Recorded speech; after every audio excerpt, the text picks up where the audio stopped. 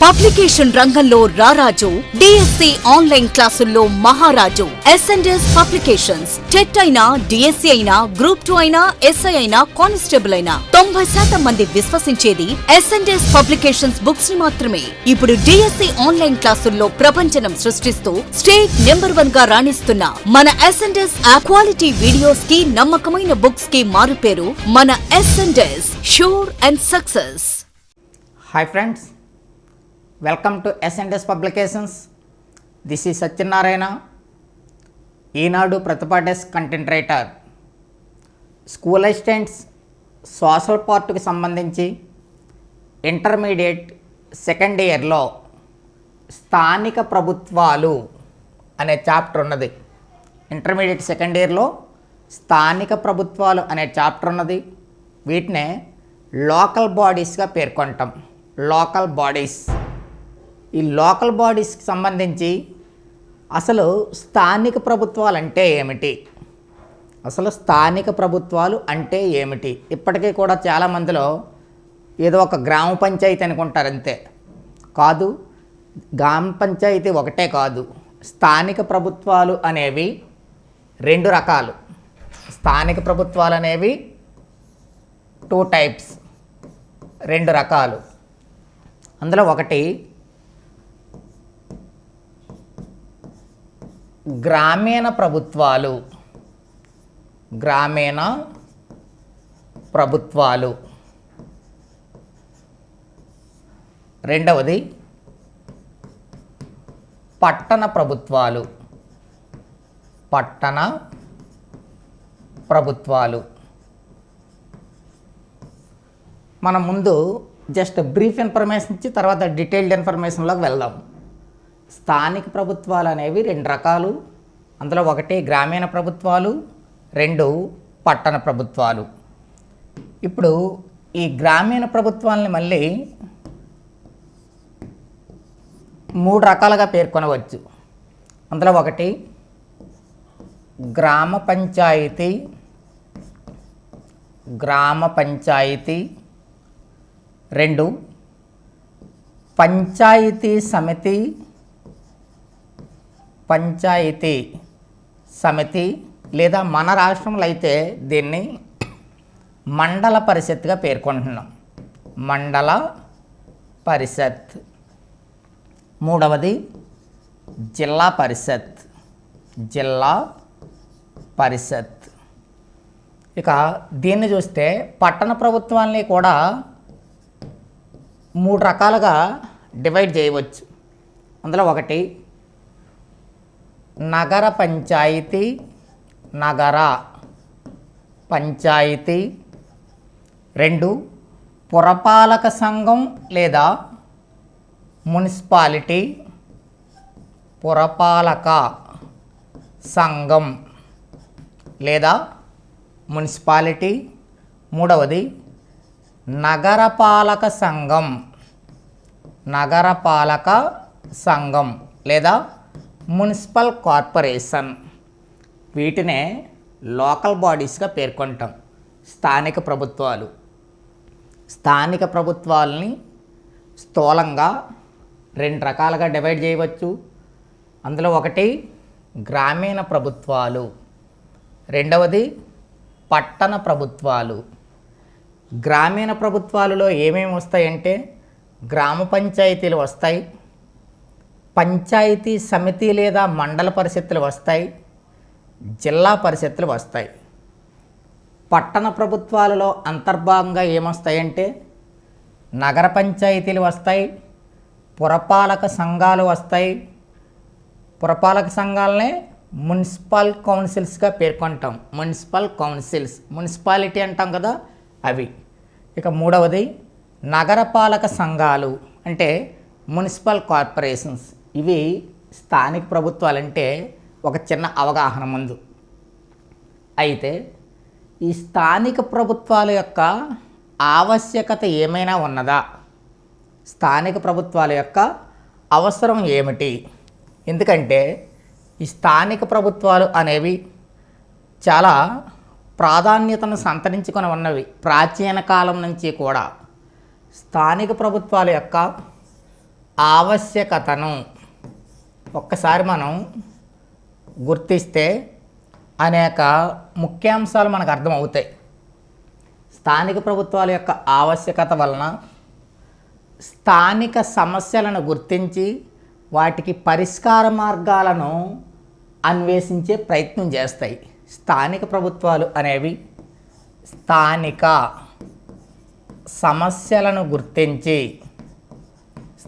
సమస్యలను గుర్తించి వాటికి పరిష్కారం చూపిస్తాయి. ఏమిటి స్థానిక సమస్యలు అంటే? సింపుల్గా మన ఊర్లో, మన గ్రామంలో హ్యాండ్ పంపు, చేతి బోర్ ఏమైనా పబ్లిక్ బోర్ పాడేయవచ్చు, లేదా నల్ల కొలాయి ట్యాప్ ఏదైనా పాడవచ్చు, లేదా స్ట్రీట్ లైట్స్ వెలగకపోవచ్చు, లేదా డ్రైనేజీ వ్యవస్థ సరిగా ఉండకపోవచ్చు, పాఠశాలకు వెళ్ళే రోడ్లో అస్తవ్యస్తంగా చెత్తా చెదారం ఉండవచ్చు. ఇలాంటి చిన్న చిన్న స్థానిక సమస్యలు గుర్తించి ఆ స్థానిక సమస్యలకు పరిష్కారాన్ని అన్వేషించేవి ఏంటంటే స్థానిక ప్రభుత్వాలే. మరొక ముఖ్యమైన విషయం ఏంటంటే స్థానిక సంస్థల వలన స్థానిక పాలనలో ప్రజలకు భాగస్వామ్యం లభిస్తుంది. స్థానిక పాలనలో ప్రజలకు భాగస్వామ్యం లభిస్తుంది. మరొక విషయం ఏంటంటే స్థానిక ప్రభుత్వాల వలన ప్రజాస్వామ్యం బలోపేతం అవుతుంది. స్థానిక ప్రభుత్వాల వలన ప్రజాస్వామ్యం బలోపేతం అవుతుంది. ఇక స్థానిక ప్రభుత్వాల వలన ప్రజలలో రాజకీయ చైతన్యం కలుగుతుంది. స్థానిక ప్రభుత్వాల వలన ప్రజలలో రాజకీయ చైతన్యం కలుగుతుంది. అంటే స్థానిక ప్రభుత్వాల వల్ల ప్రజల్లో రాజకీయ చైతన్యం కలగడం ఏమిటి అని మీకు డౌట్ రావచ్చు. గ్రామ పంచాయతీ ఎలక్షన్స్ చూడండి, హోరాహోరీగా జరుగుతాయి. ఊరంతా రాజకీయాలతో వేడెక్కిపోతుంది. యాక్చువల్గా పార్టీ రహితంగా జరుగుతాయి గ్రామ పంచాయతీ ఎన్నికలు. కానీ ఎంపీ ఎమ్మెల్యే ఎలక్షన్స్ కంటే కూడా ప్రజలలో ఎక్కువ అవేర్నెస్ ఈ లోకల్ బాడీస్ ఎలక్షన్స్లోనే కనబడతాయి. అందువల్ల ప్రజలలో రాజకీయ చైతన్యాన్ని కూడా కల్పించడంలో స్థానిక ప్రభుత్వాలు అనేవి కీలక పాత్ర వహిస్తాయి. ఇవి స్థానిక ప్రభుత్వం యొక్క ఇంపార్టెన్స్గా మనం చెప్పుకోవచ్చు. ఇప్పుడు మనకి టెక్స్ట్ బుక్లో స్థానిక ప్రభుత్వాల యొక్క చారిత్రక నేపథ్యం గురించి వివరించారు. భారతదేశంలో ప్రాచీన కాలం నుండి కూడా స్థానిక ప్రభుత్వాలు తమ యొక్క ప్రాభవాన్ని నెలకొల్పాయి. ఎందుకంటే రాజుల యొక్క పరిపాలనా కాలంలో కూడా స్థానిక పాలన చెక్కు చెదరకుండా అనేక రాజవంశాలు అభివృద్ధి పరిచిన సందర్భాలు ఉన్నాయి. గ్రామీణ ప్రాంతాలలో మౌలిక వసతులు కల్పించడం కోసం గ్రామీణ ప్రభుత్వాలు కృషి చేస్తాయి. వీటినే పంచాయతీరాజ్ సంస్థలుగా పేర్కొంటాం. పట్టణ నగర ప్రాంతాలలో ప్రజలకు అవసరమైన పౌర సౌకర్యాల కల్పన కోసం పట్టణ స్థానిక ప్రభుత్వాలు కృషి చేస్తాయి. వీటినే పురపాలక సంఘాలు లేదా నగరపాలక సంఘాలుగా పేర్కొంటాం. ఇక స్థానిక ప్రభుత్వాల యొక్క చారిత్రక నేపథ్యాన్ని ఒక్కసారి చూద్దాం. స్థానిక ప్రభుత్వాల యొక్క చారిత్రక నేపథ్యం. స్థానిక ప్రభుత్వాల యొక్క చారిత్రక నేపథ్యాన్ని పరిశీలిస్తే చారిత్రక నేపథ్యం స్థానిక ప్రభుత్వాలు చారిత్రక నేపథ్యం హిస్టారికల్ బ్యాక్గ్రౌండ్ చారిత్రక నేపథ్యం. స్థానిక ప్రభుత్వాల యొక్క చారిత్రక నేపథ్యాన్ని జాగ్రత్తగా పరిశీలిస్తే మనకు మనుస్మృతి, కౌటిల్యుడు రచించిన అర్థశాస్త్రం, మహాభారతం నందు కూడా స్థానిక ప్రభుత్వాల యొక్క ప్రస్తావన ఉన్నది. ఇంకా ఋగ్వేద కాలంలో కూడా స్థానిక సంస్థల యొక్క ప్రస్తావన ఉన్నది. జాగ్రత్తగా పరిశీలిస్తే మనుస్మృతి,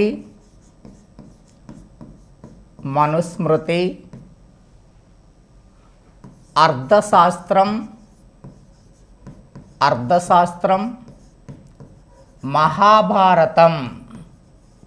మహాభారతం మొదలైన గ్రంథాలలో స్థానిక సంస్థల యొక్క ప్రస్తావన ఉన్నది.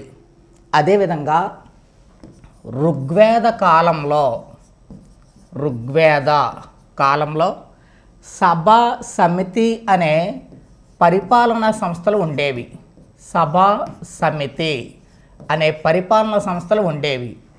పరిపాలనకు సంబంధించి ఈ సభా సమితులను కవలలుగా పేర్కొనేవారు.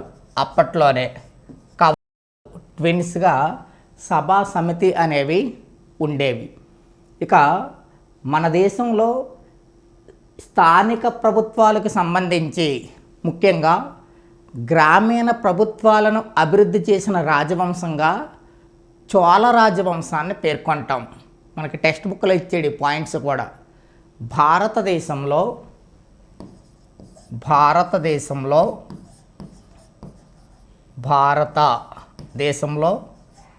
గ్రామీణ ప్రభుత్వాలను అభివృద్ధి చేసిన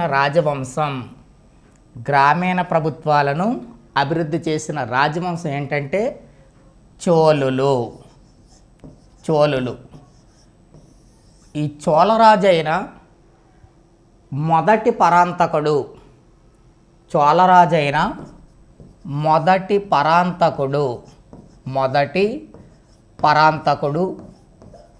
తమిళనాడు రాష్ట్రంలో ఉత్తరమెరూర్ అనే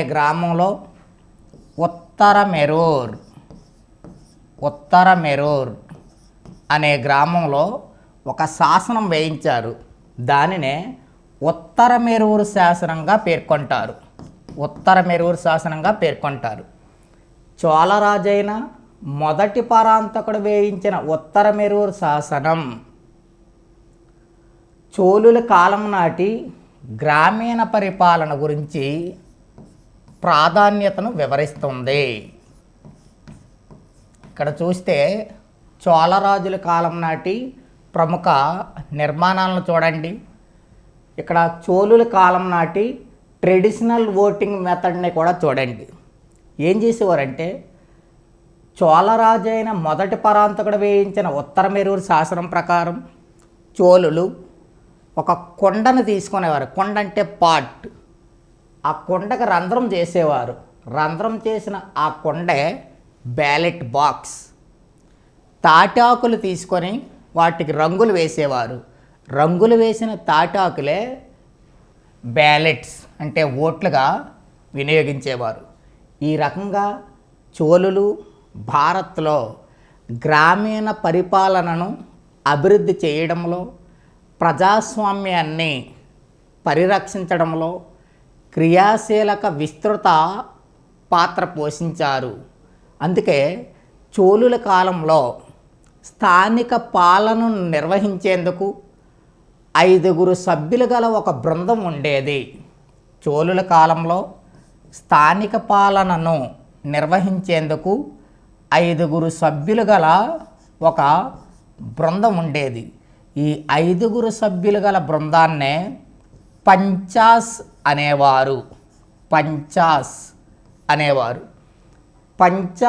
అనే ఈ పదం నుండే ప్రస్తుతం మనం ఉపయోగిస్తున్న పంచాయతీ అనే పదం ఆవిర్భవించింది. పంచాయతీ అనే పదం ఎక్కడి నుండి ఆవిర్భవించిందంటే పంచాస్ అనే పదం నుండి. ఈ పంచాస్ అనే పదాన్ని చోళుల కాలంలో 5 సభ్యులు గల బృందం స్థానిక పాలన నిర్వహణలో ఉపయోగించేది. ఇది చోళుల కాలంలో స్థానిక పాలన యొక్క అభివృద్ధికి సంబంధించిన అంశంలో గ్రామీణ పాలన యొక్క ప్రత్యేకత. అయితే ఇది ప్రీవియస్ ఎగ్జామ్స్లో వచ్చింది. ఈ బిట్స్ భారత్లో స్థానిక పాలనకు సంబంధించి గ్రామీణ ప్రభుత్వాలను అభివృద్ధి చేసిన రాజవంశాన్ని గుర్తించండి అన్నారు. చోళులు. చోళుల యొక్క గ్రామీణ పాలన గురించి వివరించే శాసనం ఏది? ఉత్తరమెరూరు శాసనం. ఉత్తరమెరూరు శాసనాన్ని వేయించిన చోళరాజు ఎవరు? మొదటి పరాంతకుడు. ఈ 3 బిట్లు కూడా మనకి ప్రీవియస్ టెట్ డిఎస్సి ఎగ్జామ్స్లో వచ్చిన ముఖ్యాంశాలే. అయితే భారత్లో గ్రామీణ పాలనను చోళులు అభివృద్ధి చేశారంటున్నాం. మరి పట్టణ పాలనను ఎవరు అభివృద్ధి చేశారు? భారతదేశంలో పట్టణ ప్రభుత్వాలను అభివృద్ధి చేసిన రాజవంశంగా ఏ రాజవంశాన్ని పేర్కొనవచ్చును? మౌర్యులు. భారత్లో పట్టణ పరిపాలనను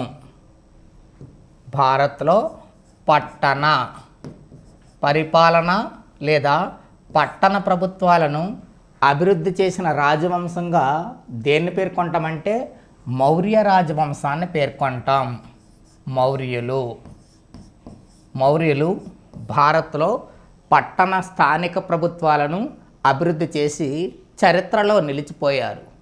ఏమిటి దీని యొక్క వివరణ అంటే మనకి టెక్స్ట్ బుక్లో కూడా దీని యొక్క వివరణ పేర్కొనడం జరిగింది. మౌర్యుల పాలనా కాలంలో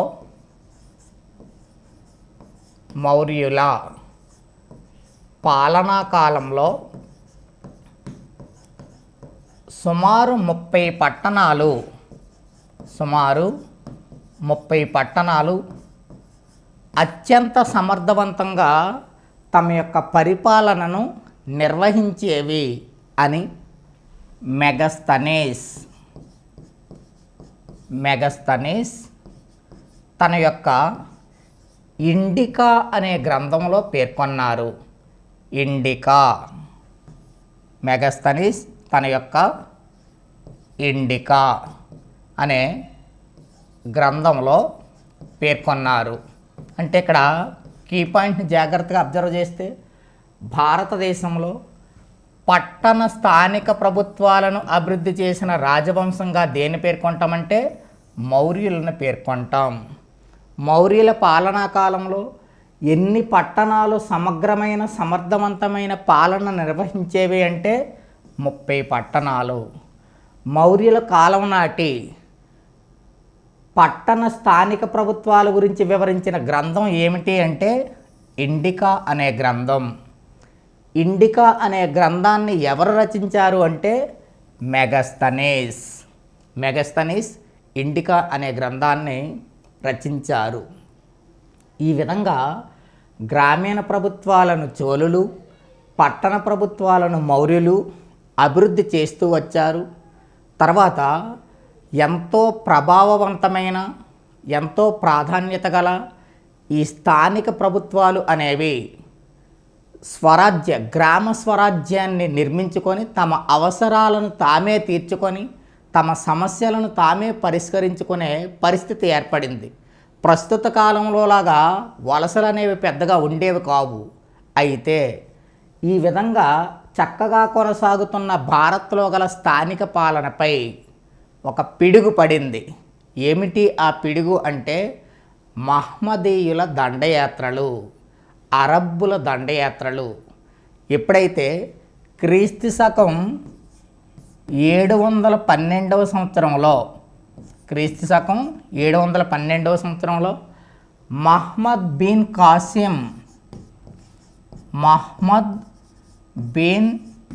ఖాసిం అనే అరబ్ జాతీయుడు భారత్పై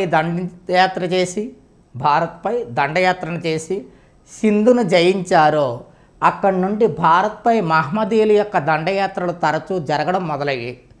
ఎప్పుడైతే మహ్మదీయుల యొక్క దండయాత్రలు భారత్పై తరచూ జరగడం మొదలయ్యాయో వాళ్ళు దండయాత్ర చేస్తూ గ్రామీణ ప్రాంతాలను సర్వనాశనం చేశారు. తత్ఫలితంగా గ్రామీణ ప్రాంతాలలో కుటీర పరిశ్రమలు తమ యొక్క ప్రాభవాన్ని కోల్పోయాయి. చేతి వృత్తుల వారు తమ యొక్క ఉపాధిని కోల్పోయారు. దీని ఫలితంగా గ్రామీణ పాలన అనేది, స్థానిక పాలన అనేది భారతదేశంలో ప్రశ్నార్థకంగా మారింది. తర్వాత మన దేశాన్ని పరిపాలించిన ఢిల్లీ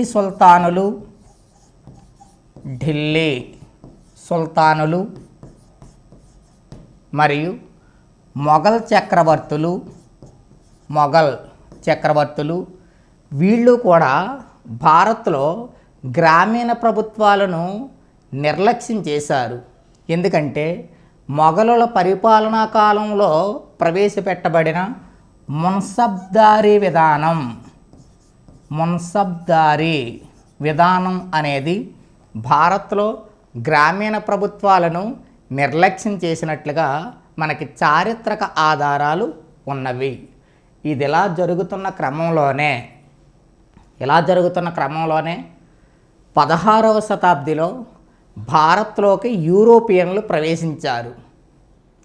అందులో భాగంగా పోర్చుగీస్ వారు, డచ్ వారు, ఆంగ్లేయులు, ఫ్రెంచ్ వారు వీళ్ళంతా భారత్లోకి వర్తక వ్యాపారాల నిమిత్తం ప్రవేశించి వాళ్ళు కొట్టుకోవడం ప్రారంభించారు.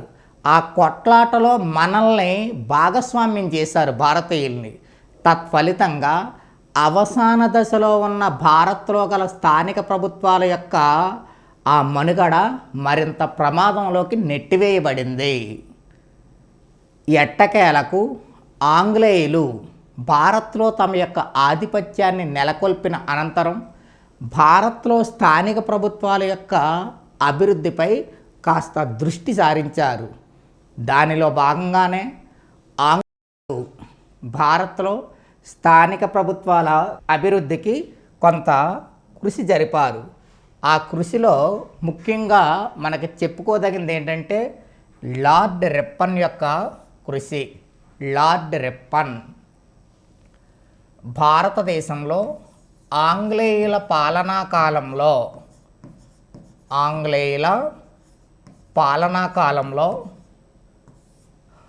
లార్డ్ రిప్పన్, అప్పటి భారత వైస్రాయ్ లార్డ్ రిప్పన్, ఇతను స్థానిక పరిపాలనకు సంబంధించిన 2 కీలకమైన తీర్మానాలను వెలువరించారు. అవి ఒకటి 1882లో చేసిన తీర్మానం, రెండవది 1884లో చేసిన తీర్మానం. ఈ తీర్మానాల ఫలితంగా భారతదేశంలో లార్డ్ రిప్పన్ స్థానిక పరిపాలనకు ఒక నిర్దిష్ట రూపాన్ని ఇవ్వగలిగారు. స్థానిక పరిపాలనకు లార్డ్ రిప్పన్ నిర్దిష్టమైన రూపాన్ని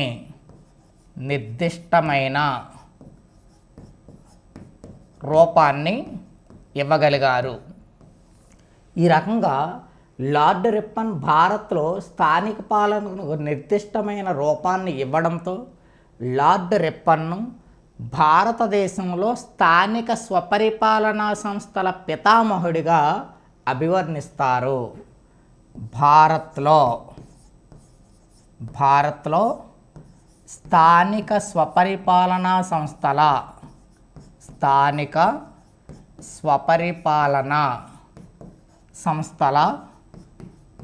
పితామహుడిగా ఎవరిని అభివర్ణిస్తారు అంటే లార్డ్ రిప్పన్ను అభివర్ణిస్తారు. లార్డ్ రిప్పన్ ఇతనే భారత్లో స్థానిక స్వపరిపాలనా సంస్థల పితామహుడు.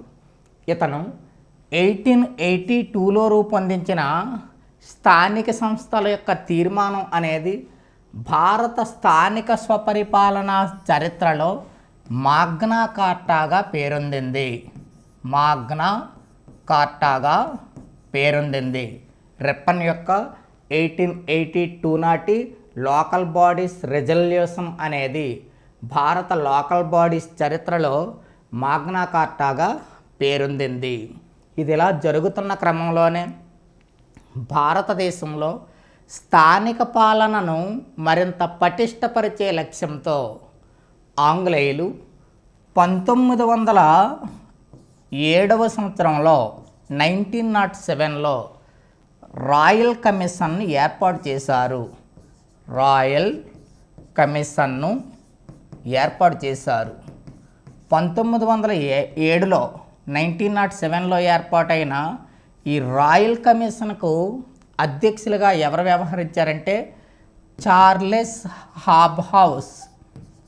చార్లెస్ హాబ్హౌస్ 1907లో చార్లెస్ హాబ్హౌస్ అధ్యక్షతన ఏర్పాటైన ఈ రాయల్ కమిషన్ భారత్లో స్థానిక సంస్థలపై అధ్యయనం చేస్తూ 2 కీలకమైన సిఫార్సులు చేసింది. అందులో మొదటిది స్థానిక పాలనలో ఎన్నికైన స్థానిక ప్రజాప్రతినిధుల ప్రాతినిధ్యాన్ని పెంచాలి. ఎన్నికైన ప్రజాప్రతినిధుల ప్రాతినిధ్యాన్ని పెంచాలి అని ఒక కీలకమైన సిఫార్సు చేసింది. మరొక కీలకమైన సిఫార్సు ఏమిటంటే వివిధ గ్రామాలకు గ్రామ పంచాయతీలను ఏర్పాటు చేయాలి అని సిఫార్సు చేసింది.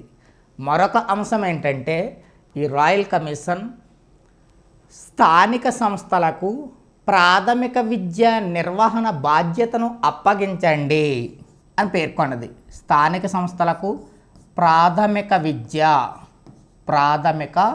విద్య నిర్వహణ యొక్క బాధ్యతలను అప్పగించండి అని ఈ రాయల్ కమిషన్ సిఫార్సు చేస్తే ఈ రాయల్ కమిషన్ యొక్క సిఫార్సుల మేరకు కొన్ని చర్యలు కూడా అప్పటి బ్రిటిష్ ప్రభుత్వం మన దేశంలో చేపట్టింది. ఈ రకంగా మళ్ళీ స్థానిక ప్రభుత్వాల యొక్క ప్రభావం నెమ్మదిగా కొనసాగుతూ మెరుగుపడుతూ వస్తుంది. ఈ క్రమంలోనే మన దేశంలో 1919వ సంవత్సరంలో మన దేశంలో 1919 భారత్లో 1919వ సంవత్సరంలో మాంటేగ్ చెమ్స్ఫర్డ్ సంస్కరణల చట్టం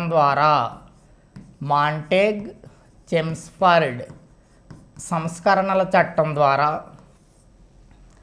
కేంద్ర జాబితాలో గల స్థానిక పాలనను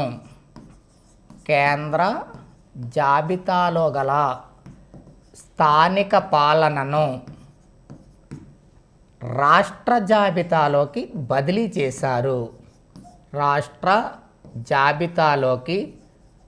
చేశారు. దీని ఫలితంగా స్థానిక సంస్థల యొక్క మనుగడ మరింత బలపడేందుకు అవకాశం ఏర్పడింది. ఇక ఆంగ్లేయుల పాలనా కాలంలోనే 1935 నాటి భారత ప్రభుత్వ చట్టం 1935 నాటి భారత ప్రభుత్వ చట్టం ద్వారా రాష్ట్రాలకు స్వయం ప్రతిపత్తి అధికారాలు కల్పించడంతో పాటు తత్ఫలితంగా స్థానిక సంస్థలకు కూడా రాష్ట్రాల పరిధిని మరింత విస్తరించడంతో స్థానిక ప్రభుత్వాలు మరింత బలోపేతం అయ్యేందుకు ప్రయత్నం జరిగింది. తదుపరి కాలంలో 1947లో దేశ విభజన ఫలితంగా స్థానిక సంస్థలు అనేవి కొన్ని ఒడిదుడుకులకు గురయ్యాయి. భారత రాజ్యాంగ నిర్మాతలు రాజ్యాంగ రచనా సమయంలో దేశ విభజన సంఘటనలను తరచూ గుర్తు చేసుకుంటూ బలమైన కేంద్ర ప్రభుత్వం లేదా కేంద్రీకృత పరిపాలన ద్వారా దేశం యొక్క సమగ్రతను సమైక్యతను కాపాడవచ్చును అనే భావనలో ఉండేవారు రాజ్యాంగ నిర్మాతలు. ఎందుకంటే 1947లో మతం కారణంగా, మత ఘర్షణల కారణంగా, మతం ఆధారంగా దేశ విభజన జరగడంతో భవిష్యత్తులో ఇలాంటి విభజన అనే ఆలోచన రాకుండా ఉండాలంటే కేంద్రీకృత పరిపాలన అవసరం అనే భావనలో ఉండేవారు. కానీ జాతిపిత మహాత్మా గాంధీ ఇతను మాత్రం అధికార వికేంద్రీకరణ, పరిపాలన వికేంద్రీకరణ అనేది తప్పనిసరి అని పేర్కొంటూ పరిపాలనా వికేంద్రీకరణ ద్వారానే భారతదేశంలో గ్రామ స్వరాజ్యాన్ని సాధించగలం. గ్రామ స్వరాజ్యాన్ని సాధించాలంటే పరిపాలనా వికేంద్రీకరణ అనేది తప్పనిసరి అని, గ్రామ పంచాయతీలకు సముచితమైన స్థానాన్ని ఇవ్వాలని, భారతదేశం యొక్క ప్రగతి గ్రామాల ప్రగతిపైనే ఆధారపడి ఉంటుందని, భారతదేశం యొక్క ప్రగతికి గ్రామాలే పట్టుగొమ్మలని, గ్రామ స్వరాజ్యం ద్వారానే రామరాజ్యం సాధ్యమవుతుందని గాంధీజీ తన యొక్క భావాలను వెల్లడించారు. తత్ఫలితంగా రాజ్యాంగ నిర్మాతల యొక్క ఆలోచన ధోరణిలో కూడా మార్పు వచ్చి గ్రామీణ ప్రభుత్వాల యొక్క ఆవశ్యకతను వాళ్ళు గుర్తించారు. తత్ఫలితంగా రాజ్యాంగ నిర్మాతలు రాజ్యాంగంలోని 4వ భాగం నందు రాజ్యాంగంలోని 4వ భాగం నందు ఎవరి యొక్క ఆలోచనలను పొందుపరిచారంటే మహాత్మా గాంధీ యొక్క ఆలోచనలను పొందుపరిచారు. ఎలా అంటే రాజ్యాంగంలోని 4వ భాగం నందు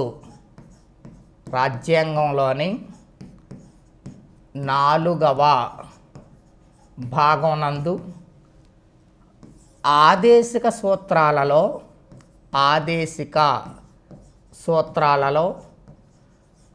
ఆర్టికల్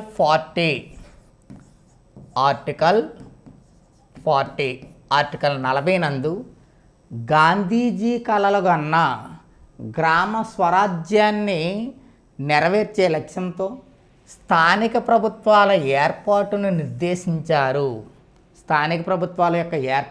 నిర్దేశించారు.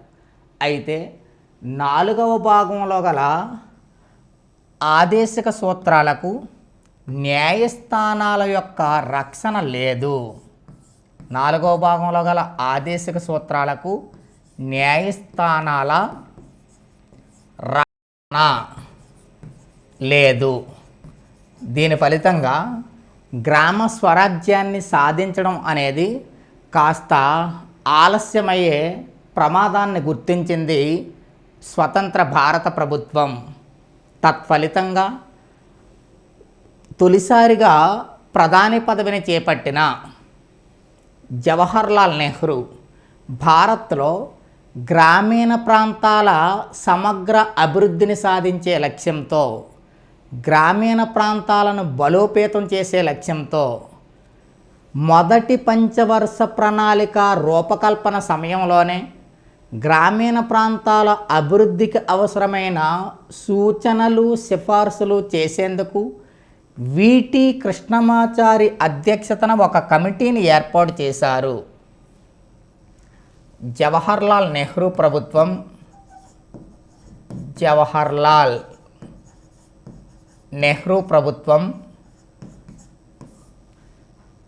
మహాత్మా గాంధీ కలలుగన్న గ్రామ స్వరాజ్యంని సాకారం చేసేందుకు, గ్రామీణ ప్రాంతాలను బలోపేతం చేసేందుకు మొదటి పంచవర్ష ప్రణాళిక రూపకల్పన సమయంలోనే విటి కృష్ణమాచారి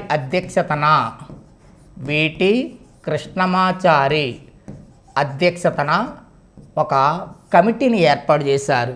ఇది మనకి టెక్స్ట్ బుక్లో లేదు. ఈ పాయింట్ మాత్రం మనకి యాడ్ చేసాం. ఎందుకంటే నెక్స్ట్ వచ్చే పాయింట్స్కి ఇది లింకప్, టెక్స్ట్ బుక్లో వచ్చే నెక్స్ట్ పాయింట్స్కి ఇది లింకప్. అందువల్ల ఇది మనకి కొత్తగా యాడ్ చేయడం జరిగింది లెసన్స్లో అడిషనల్ పాయింట్గా. జవహర్లాల్ నెహ్రూ ప్రభుత్వం గ్రామ స్వరాజ్యాన్ని కాంక్షించే లక్ష్యంతో, దాన్ని సాధించే లక్ష్యంతో విటి కృష్ణమాచారి అధ్యక్షతన ఒక కమిటీని ఏర్పాటు చేస్తే, ఈ విటి కృష్ణమాచారి కమిటీ భారత్లో స్వయం ప్రతిపత్తిని సాధించే స్థానిక సంస్థల ఏర్పాటుకు కొన్ని కీలకమైన సిఫార్సులు చేసింది. ఈ విటి కృష్ణమాచారి కమిటీ చేసిన సిఫార్సుల మేరకు గ్రామీణ స్వయం ప్రతిపత్తిని సాధించే లక్ష్యంతో జవహర్లాల్ నెహ్రూ ప్రభుత్వం 1952వ సంవత్సరం అక్టోబర్ 2వ తేదీన 1952 అక్టోబర్ 2న కమ్యూనిటీ డెవలప్మెంట్ ప్రోగ్రామ్ని ప్రారంభించింది. Community development programme community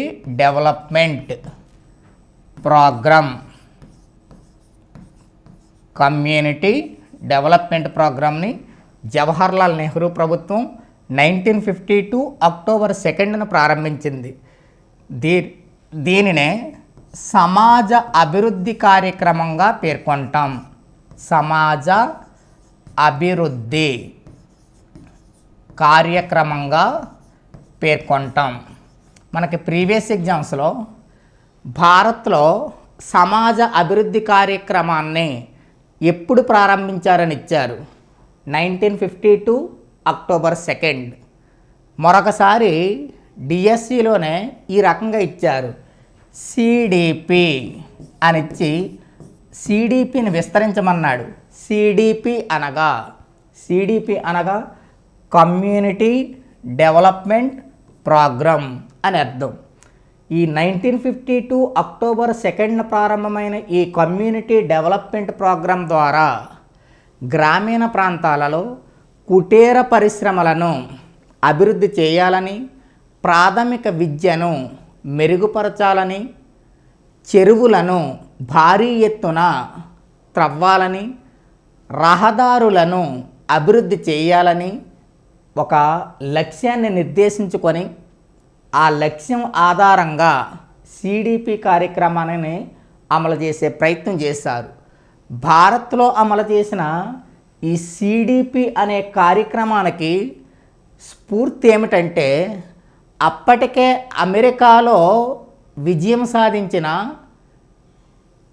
block development programme అనేది, అమెరికాలో అభివృద్ధి సాధించిన బ్లాక్ డెవలప్మెంట్ ప్రోగ్రాం అనేది స్ఫూర్తి. అంటే మన దేశంలో సిడిపి కార్యకలాపాల లేదా సిడిపి యొక్క అమలుకు స్ఫూర్తి ఇచ్చిన దేశం ఏంటంటే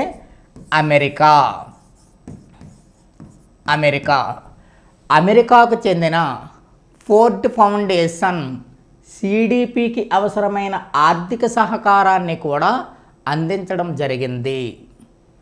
దీని తర్వాత జవహర్లాల్ నెహ్రూ ప్రభుత్వం సిడిపి ఇలా కంటిన్యూ అవుతున్న క్రమంలోనే 1953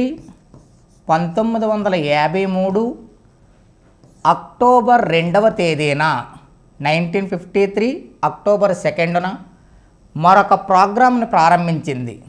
ఆ ప్రోగ్రాం పేరే ఎన్ఈఎస్ఎస్ అంటే national extension service scheme. National extension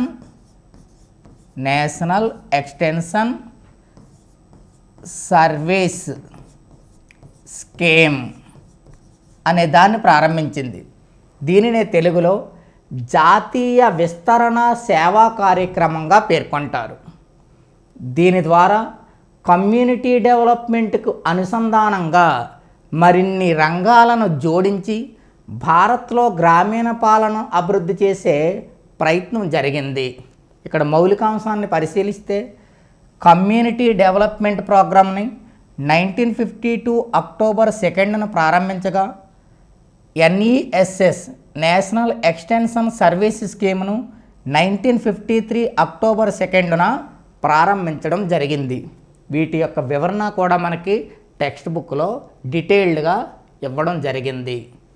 ఈ రెండు కార్యకలాపాలు ఇలా కొనసాగుతున్న సమయంలోనే వీటి వల్ల అనుకున్న లక్ష్యాలను పూర్తిగా సాధించలేకపోయామనే భావన కేంద్ర ప్రభుత్వంలో ఏర్పడింది. అందువలన సిడిపి మరియు ఎన్ఈఎస్ఎస్ కార్యకలాపాలపై అధ్యయనం కోసం ఒక కమిటీని ఏర్పాటు చేసింది. ఆ కమిటీయే Balwantrai Mehta committee. Balwantrai Mehta committee. CDP అంటే community development program, NESS national extension services scheme. ఈ రెండు పథకాలపై అధ్యయనం కోసం జవహర్లాల్ నెహ్రూ ప్రభుత్వం 1957వ సంవత్సరం జనవరి 16వ తేదీన 1957 జాన్వరి 16న బల్వంతరాయ్ మెహతా కమిటీని ఏర్పాటు చేయడం జరిగింది. బల్వంతరాయ్ మెహతా కమిటీ సిడిపి మరియు ఎన్ఈఎస్ఎస్లపై విస్తృతమైన అధ్యయనం చేసి తన యొక్క నివేదికను 1957వ సంవత్సరం నవంబర్ 24వ తేదీన సబ్మిట్ చేసింది. బల్వంతరాయ్ మెహతా కమిటీ సబ్మిట్ చేసిన నివేదికలోని ముఖ్యాంశాలను ఒకసారి పరిశీలన చేద్దాం. బల్వంతరాయ్ మెహతా కమిటీ, బల్వంతరాయ్ మెహతా కమిటీ యొక్క సిఫార్సులు. బల్వంతరాయ్ మెహతా కమిటీ యొక్క సిఫార్సులు చాలా అత్యున్నతమైన కీలకమైన సిఫార్సులు చేసింది. అందులో బాగా ప్రాచుర్యం పొందింది ఏంటంటే, భారతదేశం సమగ్రాభివృద్ధి సాధించాలంటే, స్థానిక పాలన సమర్థవంతంగా నిర్వహించాలంటే దేశంలో 3 అంచెల పంచాయతీరాజ్ విధానాన్ని అమలు చేయండి. 3 అంచెల పంచాయతీరాజ్ విధానాన్ని 3 అంచెల పంచాయతీరాజ్ విధానాన్ని అమలు చేయండి అంటూ అత్యంత కీలకమైన సిఫార్సు ఒకటి చేసింది. ఇంకా మిగతా సిఫార్సులు కూడా చూద్దాం. ఈ 3 అంచెల పంచాయతీరాజ్ విధానంలో మళ్ళీ క్లారిఫికేషన్ కూడా ఇచ్చింది. 3 అంచెల పంచాయతీరాజ్ విధానంలో మొదటి అంచె గ్రామ పంచాయతీ, మొదటి అంచె గ్రామ పంచాయతీ, రెండవ అంచె పంచాయతీ సమితి, పంచాయతీ సమితి, మూడవ అంచె జిల్లా పరిషత్, జిల్లా పరిషత్ అని బల్వంతరాయ్ మెహతా కమిటీ 3 అంచెల పంచాయతీరాజ్ విధానాన్ని అమలు చేయాలని సిఫార్సు చేస్తూ 3 అంచెలు కూడా ఈ రకంగా ఉండాలన్నది. మొదటి అంచె గ్రామ పంచాయతీగాను, రెండవ అంచె పంచాయతీ సమితిగాను, మూడవ అంచె జిల్లా పరిషత్గాను ఉండాలని సిఫార్సు చేస్తూ మరొక అంశాన్ని కూడా పేర్కొన్నది. అందులో గ్రామ పంచాయతీ సభ్యులు ప్రత్యక్షంగా ఎన్నిక కావాలని పేర్కొన్నది. గ్రామ పంచాయతీ సభ్యులు ప్రత్యక్షంగా ఎన్నిక కావాలి, ప్రత్యక్షంగా ఎన్నిక కావాలి అని పేర్కొన్నది. మిగతా వాళ్ళ పరిస్థితి ఏంటంటే, పంచాయతీ సమితి మరియు జిల్లా పరిషత్ సభ్యులు, పంచాయతీ సమితి మరియు జిల్లా పరిషత్ సభ్యులు, జిల్లా పరిషత్ సభ్యులు పరోక్షంగా ఎన్నిక కావాలి, పరోక్షంగా ఎన్నిక కావాలని సిఫార్సు చేసింది. మరొక అంశం ఏంటంటే, స్థానిక సంస్థల యొక్క పదవీ కాలం,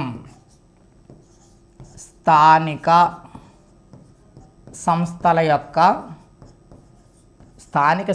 యొక్క పదవీ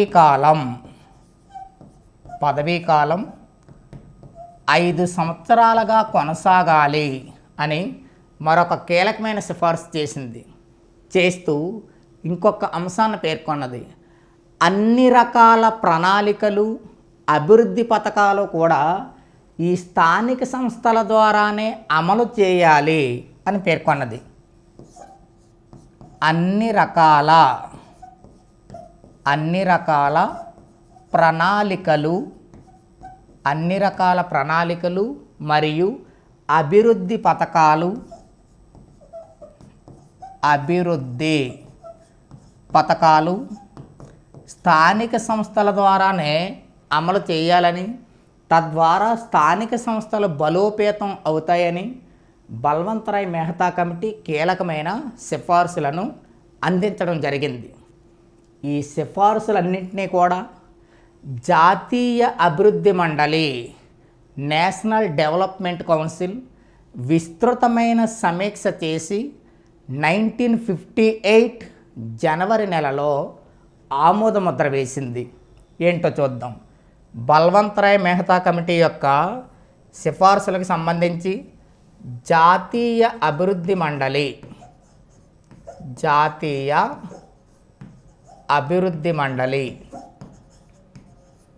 ఏం చేసింది? జాతీయ అభివృద్ధి మండలిని నేషనల్ డెవలప్మెంట్ కౌన్సిల్ అంటాం. NDC national development council NDC. ఈ ఎన్డిసి 1958 జనవరి నెలలో బల్వంతరాయ్ మెహతా కమిటీ సిఫార్సులను ఆమోదించింది. బల్వంతరాయ్ మెహతా కమిటీ సిఫార్సులను ఆమోదించి వెలువరించడం జరిగింది. ఆ సిఫార్సులకు సంబంధించి అత్యంత ప్రాచుర్యం పొందిన మూడంచెల పంచాయతీరాజ్ విధానానికి సంబంధించి కొంత వివరణ కూడా మనకి టెక్స్ట్ బుక్లో ఇవ్వడం జరిగింది. 3 అంచెల పంచాయతీరాజ్ విధానానికి సంబంధించి వివరణ చూస్తే బల్వంతరాయ్ మెహతా కమిటీ సిఫార్సు చేసిన 3 అంచెల పంచాయతీరాజ్ విధానాన్ని తొలిసారిగా దేశంలో అమలు చేసిన రాష్ట్రం ఏది? ప్రీవియస్ ఎగ్జామ్స్లో మనకి టెట్ డిఎస్సిలో కూడా తరచూ అడుగుతున్న క్వశ్చన్స్లో ఇదొకటి. బల్వంతరాయ్ మెహతా కమిటీ సిఫార్సు చేసిన 3 అంచెల పంచాయతీరాజ్ విధానాన్ని అమలు చేసిన తొలి రాష్ట్రం రాజస్థాన్. ఎప్పుడు అమలు చేసింది తొలిసారిగా? 1959 అక్టోబర్ 2. 1959 అక్టోబర్ 2. రాజస్థాన్లో ఎక్కడ అమలు చేశారు? రాజస్థాన్లో నాగూర్ జిల్లాలో సికార్ అనే ప్రాంతంలో 3 అంచెల పంచాయతీరాజ్ విధానాన్ని అప్పటి భారతదేశ ప్రధానమంత్రి అయిన జవహర్లాల్ నెహ్రూ ప్రారంభించడం జరిగింది. జవహర్లాల్ నెహ్రూ రాజస్థాన్లో నాగూర్ జిల్లాలో సికార్ అనే ప్రాంతంలో 1959 అక్టోబర్ 2వ తేదీన 3 అంచెల పంచాయతీరాజ్ విధానాన్ని ప్రారంభిస్తూ ఈ రకంగా వ్యాఖ్యానించారు. భారతదేశంలో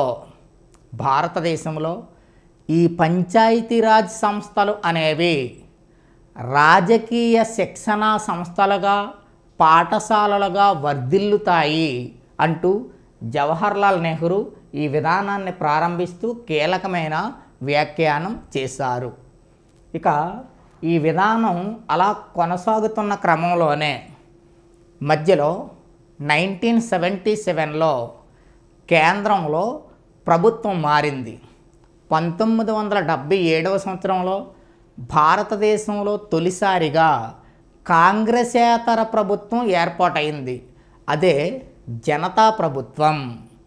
1977లో కేంద్రంలో ఏర్పాటైన తొలి కాంగ్రెసేతర ప్రభుత్వం జనతా ప్రభుత్వం ఏర్పడి 1977వ సంవత్సరంలో 1977లో కేంద్రంలో జనతా ప్రభుత్వం ఏర్పాటవడం జరిగింది. ఈ జనతా ప్రభుత్వానికి అధినేతగా ఎవరు వ్యవహరిస్తున్నారంటే Morarji Desai.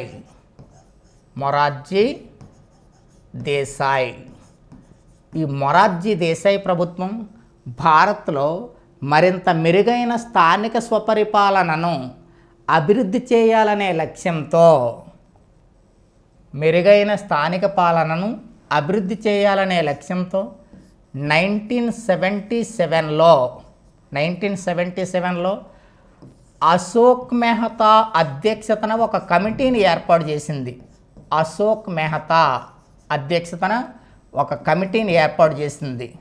Ashok Mehta committee. Ashok Mehta committee. Ashok Mehta committee 18 మంది సభ్యులతో ఏర్పడింది. ఈ కమిటీ తన యొక్క రిపోర్ట్ను 1978లో సబ్మిట్ చేసింది. అశోక్ మెహతా కమిటీ తన యొక్క నివేదికను ఎప్పుడు సమర్పించిందంటే 1978. అశోక్ మెహతా కమిటీ యొక్క నివేదిక 1978వ సంవత్సరంలో భారత ప్రభుత్వానికి అందించడం జరిగింది. అశోక్ మెహతా కమిటీ తన యొక్క రిపోర్ట్లో సుమారు 132 సిఫార్సులను 132 సిఫార్సులను చేయడం జరిగింది. అశోక్ మెహతా కమిటీ చేసిన ఈ 132 సిఫార్సులలో కొన్ని ముఖ్యాంశాలని పరిశీలన చేద్దాం. మనకు టెక్స్ట్ బుక్లో కూడా కొన్ని ముఖ్యాంశాలు ఇచ్చారు. అందులో అత్యంత ప్రాచుర్యం పొందినది ఏమిటంటే దేశంలో 3 అంచెల పంచాయతీరాజ్ వ్యవస్థకు బదులుగా 2 అంచెల పంచాయతీరాజ్ వ్యవస్థను ఏర్పాటు చేయండి. 2 అంచెల పంచాయతీరాజ్ వ్యవస్థను ఏర్పాటు చేయండి అని ఒక కీలకమైన సిఫార్సు చేశారు. ఈ 2 అంచెల పంచాయతీరాజ్ విధానం అనేది ఏ విధంగా ఉండాలంటే దిగువ స్థాయిలో గ్రామాలతో కూడిన మండల పరిషత్ అనేది ఏర్పడాలి. దిగువ స్థాయిలో మండల పరిషత్, ఇక ఉన్నత స్థాయిలో జిల్లా పరిషత్. ఈ రకంగా 2 అంచెల పంచాయతీరాజ్ విధానాన్ని అమలు చేస్తే దేశం సమగ్రాభివృద్ధి చెందుతుంది అని నివేదిక ఇచ్చింది. ఇక బల్వంతరాయ్ మెహతా కమిటీ ఏం చేసింది? సిఫార్సు 3 అంచెల పంచాయతీరాజ్ విధానాన్ని సిఫార్సు చేసింది. 3 అంచెల పంచాయతీరాజ్ విధానాన్ని అమలు చేసిన తొలి రాష్ట్రం రాజస్థాన్ అన్నాం. 3 అంచెల పంచాయతీరాజ్ విధానాన్ని అమలు చేసిన రెండవ రాష్ట్రం అయితే ఉమ్మడి ఆంధ్రప్రదేశ్. 1959 నవంబర్ 1న ఉమ్మడి ఆంధ్రప్రదేశ్లో 3 అంచెల పంచాయతీరాజ్ విధానాన్ని అప్పటి ఆంధ్రప్రదేశ్ ముఖ్యమంత్రి నీలం సంజీవరెడ్డి ప్రారంభించారు. అది 3 అంచెల విధానానికి సంబంధించి. 3 అంచెల విధానాన్ని అమలు చేసిన తొలి రాష్ట్రం రాజస్థాన్, రెండవ రాష్ట్రం ఉమ్మడి ఆంధ్రప్రదేశ్. ఇక్కడ బల్వంతరాయ్ మెహతా కమిటీ సిఫార్సు చేసిన 2 అంచెల పంచాయతీరాజ్ విధానంలో మండల పరిషత్ అనేది అత్యంత కీలకమైన అంచెగా పేర్కొనబడింది. మండల పరిషత్ అనేది అత్యంత కీలకమైన అంచె. ఇక ఈ మండల పరిషత్ విధానాన్ని తొలిసారిగా అమలు చేసిన రాష్ట్రం ఏది? మండల పరిషత్ విధానాన్ని తొలిసారిగా అమలు చేసిన రాష్ట్రం కర్ణాటక.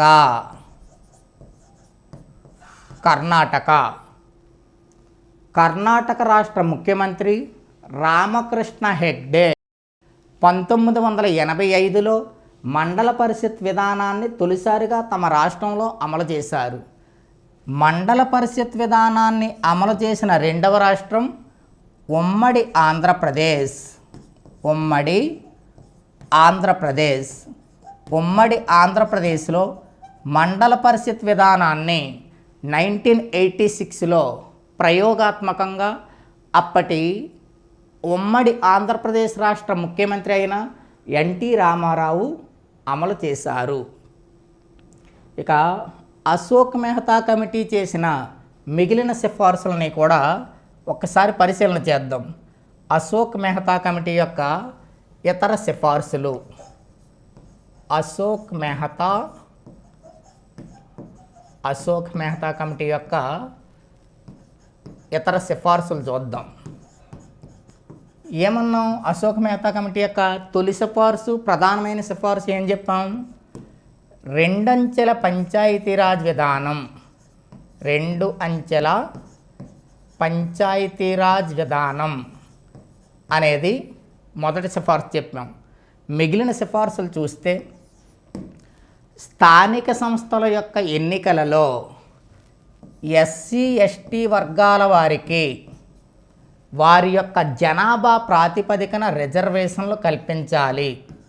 ఎస్సీ ఎస్టీ వర్గాల వారికి వారి యొక్క జనాభా ప్రాతిపదికన రిజర్వేషన్లు కల్పించాలని మరొక సిఫార్సు చేసింది. ఇంకొక సిఫార్సు ఏంటంటే స్థానిక సంస్థల యొక్క పదవీ కాలం 4 సంవత్సరాలుగా ఉండాలి అని సిఫార్సు చేసింది. అదే బల్వంతరాయ్ మెహతా కమిటీ ఏమని సిఫార్సు చేసింది? స్థానిక సంస్థల పదవీ కాలం 5 సంవత్సరాలు ఉండాలని బల్వంతరాయ్ మెహతా కమిటీ సిఫార్సు చేస్తే, అశోక్ మెహతా కమిటీ స్థానిక సంస్థల పదవీ కాలం 4 సంవత్సరాలుగా ఉండాలంటూ సిఫార్సు చేసింది. ఇంకొక కీలకమైన సిఫార్సు ఏంటంటే పంచాయతీరాజ్ మంత్రిత్వ శాఖను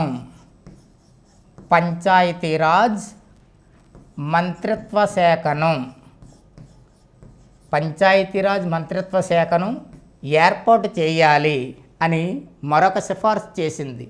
ఇంకొక సిఫార్సు ఏమిటంటే అశోక్ మెహతా కమిటీ యొక్క మరొక కీలకమైన సిఫార్సు జిల్లా స్థాయిలో జిల్లా పరిషత్తు, జిల్లా స్థాయిలో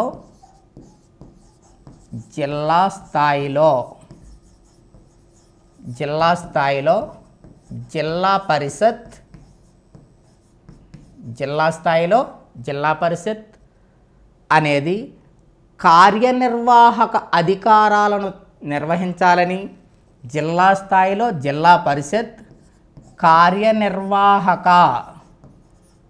కార్యనిర్వాహక వ్యవస్థగా ఉండాలని, అన్ని రకాల ప్రణాళికల రూపకల్పనలో ఇది కీలక భూమిక పోషించాలని సిఫార్సులు చేయడం జరిగింది.